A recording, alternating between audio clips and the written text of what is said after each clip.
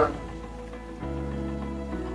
my question to you is this: how do we move on to trust again after we've passed through a season, or maybe a time of heartbreak or distrust, or somebody done something wrong to you, and you're in a relationship with that person? How do we trust again? If it's a relationship you can't get out of, then all I can hear right now is a pinch of salt. Because I like looking back at the Garden of Eden when Eve had obviously misled Adam, and they had sinned and God had meted out judgment. But the Bible makes it clear that Adam took his wife and left the garden. So it's possible to rise beyond hurt. It's possible. It's possible to forgive. You may not be able to forget because the incident allows you to grow, allows you to learn. So I'm almost certain that when Adam took Eve away, he must have learned his lessons and must have been able to keep checking on Eve and doing all the things in there to do.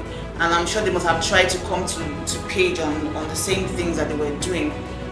But in cases where your heart has been brutally broken, I would say give yourself time, because I have gone to situations where things or those people have virtually done things that it's impossible to forget. It's impossible to forget.